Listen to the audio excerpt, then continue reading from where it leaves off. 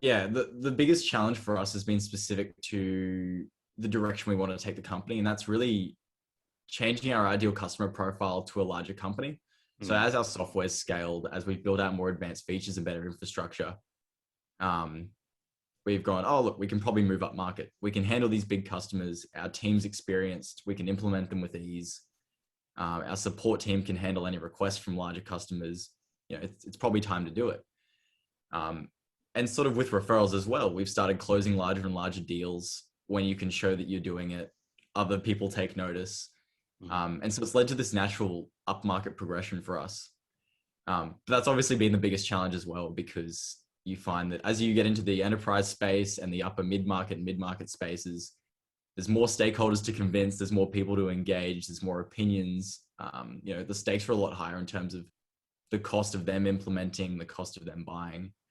And so I think, I guess, going to that really heavily account-based strategy where you're sort of marketing and pitching to multiple decision makers at the same time has been the biggest challenge and like the biggest learning experience recently.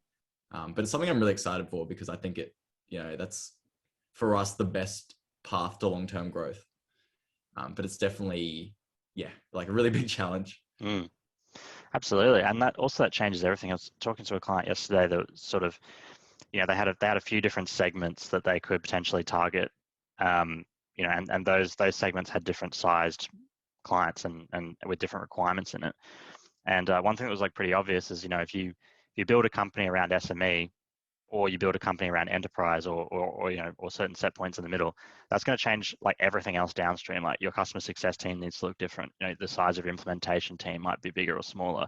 You might need sort of more developers kind of on a kind of supporting or implementing customers rather than sort of just building pure product. It completely changes. So I imagine that also changes, or at least puts some demands on the business to kind of adapt as well, with the customer size coming up.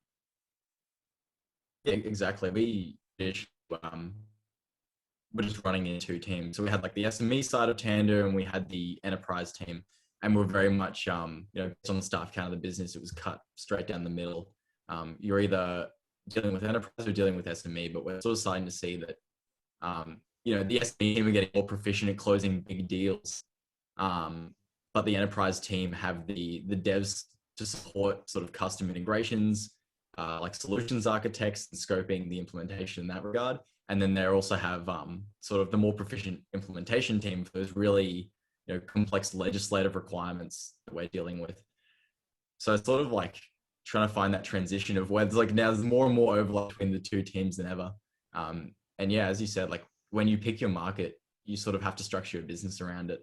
So we're sort of seeing a little bit of an internal restructure and sharing of resources between the two teams.